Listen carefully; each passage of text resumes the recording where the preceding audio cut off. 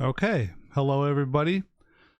I am recording this probably pretty short episode here to pay a little tribute to labor organizer Jane McAlevey, who passed away on July 7th after a long fight with cancer.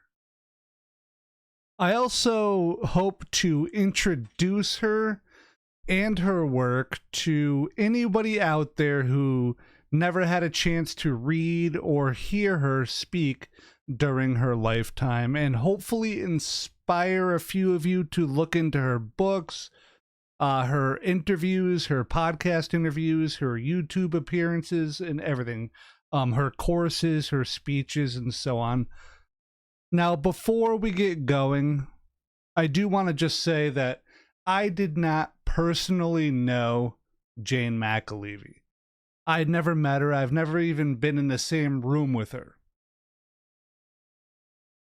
We never met, we never talked, right? So my entire exposure to her was through her books, her articles, and her interviews on podcasts and YouTube and wherever else I found her work, right? So I just wanted to say that because I didn't want to come off like I knew her, like I had some personal connection. That was never there, right? I was just sort of inspired by her work. I really appreciated it and admired her. And with all that said, she was very influential to me as I have been sort of self-learning and experiencing all this stuff with, labor history, trying to organize where I work, a failed union election, in doing this project, this Tribunus Plebis project that you're seeing right now. And for all of that, I am deeply grateful to her and for all of her work and for all of the people that she taught as well. I have two of her books back there somewhere. Sadly, I only made it like halfway through one of them, and I was really enjoying it too. I think it was called Bargain.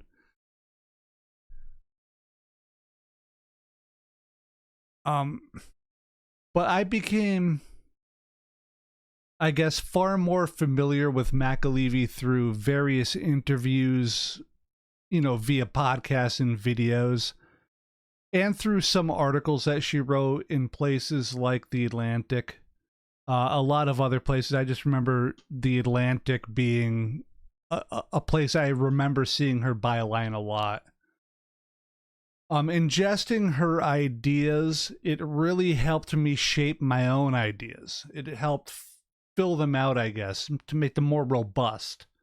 Her words helped to both define issues, the issues which I knew existed, but maybe I just didn't have the words for, or the experience to really express what I was seeing and feeling. And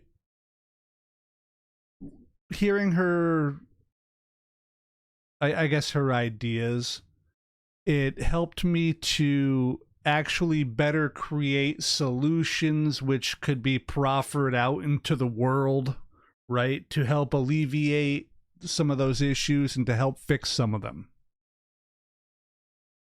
Like, have you ever found yourself in a situation that you just know it's wrong, right? You're being taken advantage of, like oppressed in some way.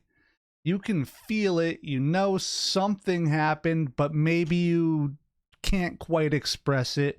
You can't quite explain it. You can't quite define it, right? Or like you have something happen to you at work and you're just left feeling like you're being taken advantage of, and you can't quite put a finger on exactly why or how, or even explain it to people. You just kind of feel like somebody's done something wrong. Jane was great at taking those feelings that knowledge that something is wrong and making it solid, making it firm in your mind. To take a gut intuition and show you that not only was your gut right, but like this right here, the thing that she's describing is exactly what your gut was feeling. She would just lay it right out for you to better understand what you were feeling and seeing. She was great at taking those feelings, that knowledge that something is wrong, and I guess just really describing it in really simple terms and making it clear. I guess clear is what I'm looking for here as I'm sort of repeating my thoughts here, looking for clarity. She brought clarity to situations that maybe weren't clear to you, right?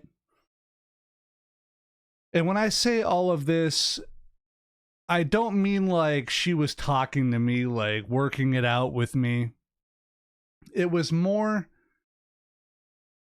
that you had, or I had these feelings. I think a lot of us, understood that we were in situations that were bad and maybe we didn't have the words, but then you hit play on a Jane McAlevey interview or podcast or speech or, whatever else is out there.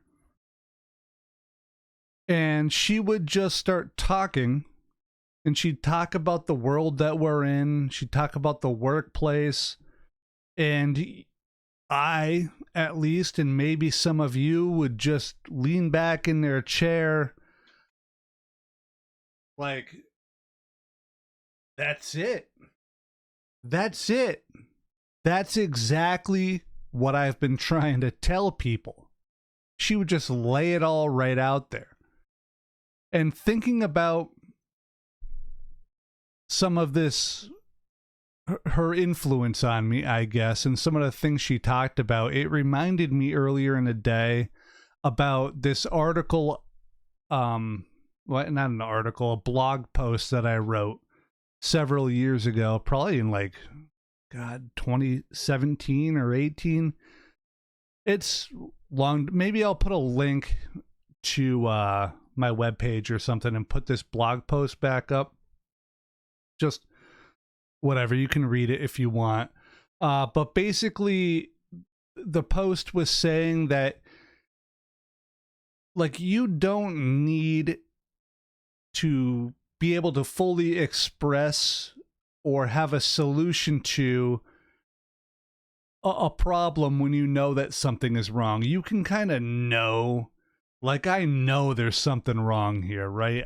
You feel it in your bones, but you might not have the words to fully express and describe what's going on.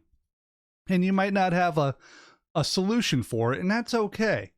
It's okay to experience something negative and complain about it, even if you don't know how to fix it. Even if you don't know how to fix whatever it is that you're complaining about. And I wrote that because while I sometimes knew, it would happen more often then when I knew a little bit less than I do now, but I would know that something is wrong and I would say so, right? There's hey, this isn't right. We need to fix this. And there were people out there, whether malicious or not, probably on the malicious side, to be honest with you, but people who would hear me say that or hear you say something similar and they just dismiss it out of hand. If you can't properly define, write an essay on what's wrong, and then they'll just dismiss it again if you don't provide like a white paper solution to the problem, right? An infallible solution. If there's even the murkiest part of your solution where they can find a toehold, they'll be like, no, that's no good. Sorry. And I really hate that. I despise people who do that. Or I don't despise the people, but I despise that action of dismissing real problems, real expressions of pain, because they're unable to fully describe it, right? I've seen people, like parents, dismiss kids who do this, teachers dismissing students, bosses dismissing workers, friends dismissing friends. I just hate it, right? And I say all of that just to say that McAlevey really helped me both be comfortable with not necessarily having all of the answers, but also in, being more assertive when I feel like I do have the answers. Or if I have the answer, I feel like just reading her work and hearing her talk made me more willing to just step up and say, listen, here's a solution. We should do this, and kind of getting into the fight. She showed me, what's an easier way to say this, that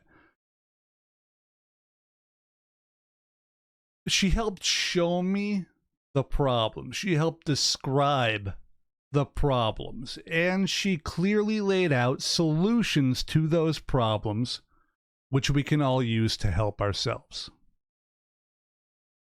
I think that's, I feel like I'm rambling a little bit now. So Jane McAlevey was also very influential with the idea of organizing being local, at least to me. And this is something that I started talking about last episode, and I plan to go into more in upcoming episodes. I think it's kind of an important thing to talk about, and it's really sad to me that, she passed away just days after I started exploring this, when she was such a big influence on it.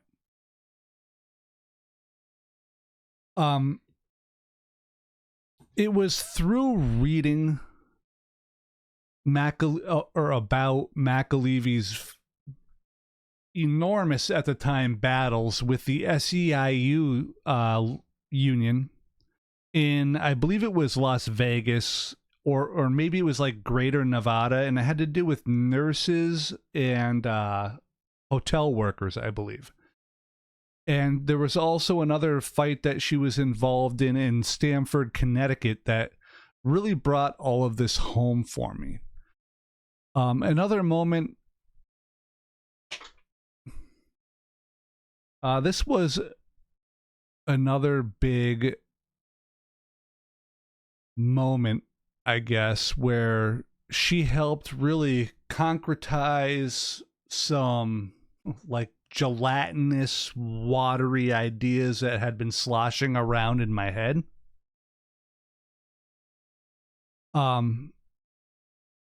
She was pretty deeply critical of what she viewed as empty, vacuous, pointless, feel-good events that people do in organizing, all sorts of organizing, not just labor, community organizing, student, all sorts of stuff. Things like picketing for no good reason, picketing with no goals in mind,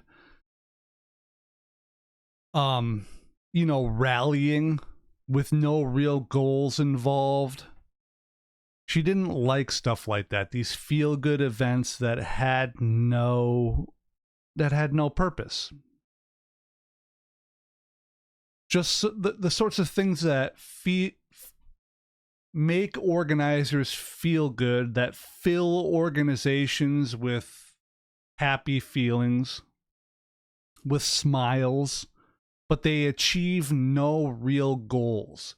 They don't get you closer to any goals. They're just parties, right? Acting just to act, or acting just to feel good. She did not like that at all.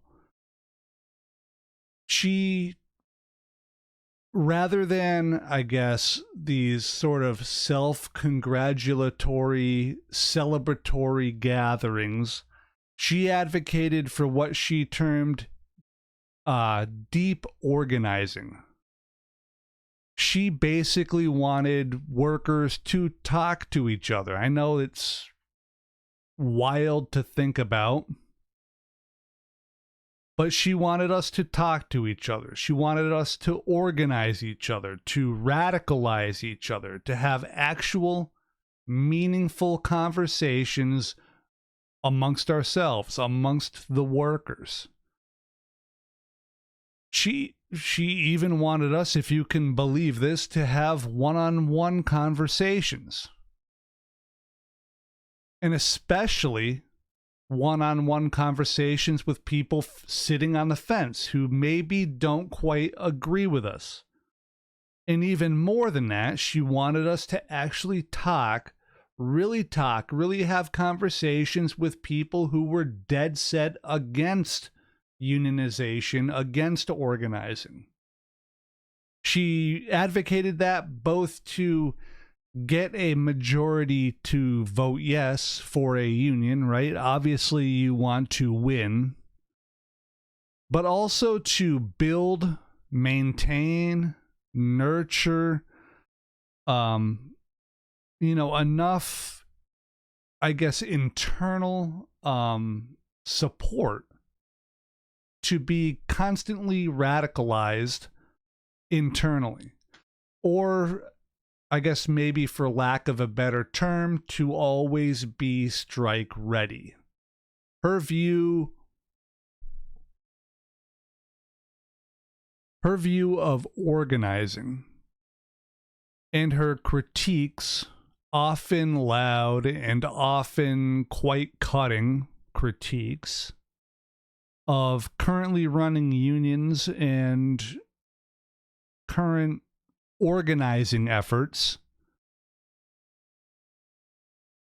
I guess both agreed with and expanded on my own views. She was quoted, let me read this here. She was quoted in her New York Times obituary as saying the following, quote, "What almost no union does is actually organize their members as members in their own communities to build community power.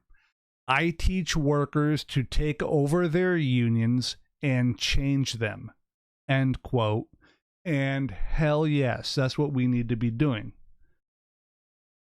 Things like unions should be organized like both broadly and locally. And they must be democratically led and led from the bottom up. Workers, rank and file workers, the full body of which actually makes up unions, right? The workers are the union. They must be the ones who lead that union. They must lead themselves.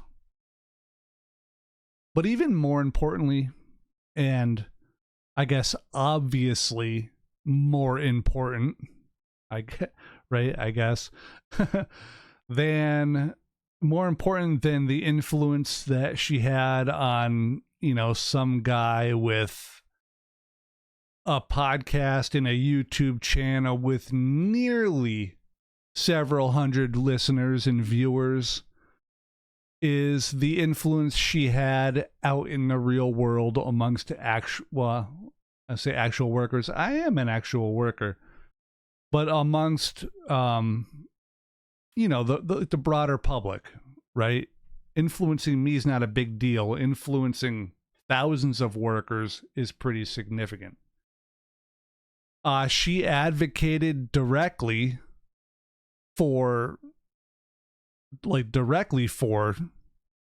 as a representative of, right, as a leader, tens of thousands, maybe hundreds of thousands of workers. Workers whose unions she helped build, organize, sustain, and reform. Unions in which she led revolts and got changes done. She taught over 100,000 workers, who knows how many in reality, how to organize and how to reform and how to participate in union activities and union politics. She wrote articles read by probably tens of thousands, maybe hundreds of thousands of people that discussed all of this stuff. Another hallmark of her teachings was that we can never wait for the perfect time. The perfect situation will never come. We need to just organize, get out there, talk to people, do the work, and get it done. We create the strength, the power, and the opportunities, and the time is now. The time is always going to be now. Now is the time to do it. She believed and proselytized that we don't need any great person to lead us, including herself. The plebs, the workers, the working class, we possess within us the strength and ability to create change. If we work together, ordinary people, workers, the plebeians, the working class, we can all work together and actually create a better world. And as many people as she has taught directly, that she has organized and helped and advocated for, those many, many thousands that I guess that she taught these basic tactics, strategies, skills, and even self-belief. Self-belief, class belief, right? Belief in the working class, belief that there is actually a fight going on and we need to get into it. That was all incredibly important. But the real lesson, I think, the one that she seemed so passionate about, from at least where I sit, was that the real power lies in the end with us, the people, the workers, the working class. And the sum total of her lessons was that they should, can, and must take power and lead themselves. Like Bernie Sanders said a few years ago, and said more concisely than I just did, not me, us. And she believed that, and she meant that. And it wasn't about her, it was about us, the workers, to lead ourselves. She never wavered on that very salient point. And now, outside of union work, McAlevey also worked for and with various organizations advocating for everything from tenants' rights to the climate to immigration rights. She worked on these and other issues both here in the United States and all across the world. She was all around the globe, all over Europe, Asia, Australia. I think I saw a thing about her working in Africa. She traveled, advocated, taught, and wrote tirelessly and relentlessly to help those who she saw as being oppressed and harmed. And even as in what turned out to be an ultra-aggressive form of cancer ravaged her body, she wrote her final book and even continued traveling to Europe to research for even more of her own work. Her final book was published just weeks after she was given weeks to live, and she would live for several more months after that. And as this just, I guess, horrific cancer, and using her own words, she described how aggressive and how nothing could be done to stop it. As this cancer forced her into, I guess, home hospice back in April, she gave, as far as I can tell, one final written public statement that she posted on her website, and it read in part, quote, "We don't know if my time in hospice will be short, as in a week or longer, maybe a few months. But I do know that from here out, I will be focused on spending time with loved ones while cheering on every worker in every fight against what has become a rapacious, vicious, new Gilded Age elite whose predatory nature is nothing less than despicable, not to mention criminal. With any luck, I will have enough time to cobble together a few more reflections before I leave the world as we know it, but no telling. I am so grateful to so many thousands, tens of thousands of people, and so privileged to have worked with simply extraordinary organizers that I am at a loss for the words to thank you all properly. I am holding Audre Lorde's genius as close as I can."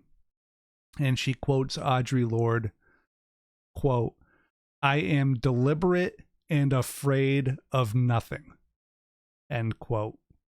And she signed the note, or she signed the statement, "Love, Jane."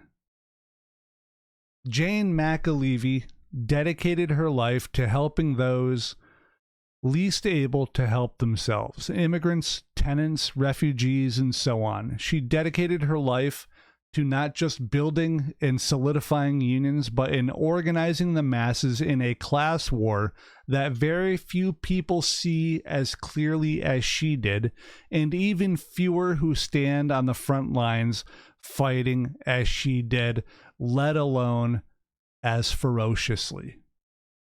She fought everything from patriarchy to cancer to capital power, and she fought them all with everything she had. She taught me, although indirectly, and she inspired me. She taught and inspired tens or even hundreds of thousands of workers all across the country and all across the globe. In her final statement, she said that she loved being in this world with us. Well, we loved having you here, Jane. I personally admired Jane McAlevey from afar, and as much as hearing of her death affected me and saddened me, and how it affected so many others, we should take a moment to mourn, and also to offer peace and love to those who actually knew her, her friends, her family, her loved ones. I am so sorry for all of your loss. Rest in power, Jane McAlevey. Your work lives on, but you will be missed. Jane requested for people to honor and celebrate her by donating to her organization, Organize for Power. It is a skills-based training program which has educated more than 40,000 people in 130 countries worldwide. The training is focused on Jane's core fundamentals of organizing. Please donate what you can if you see fit to. Thank you all. Rest in power, Jane.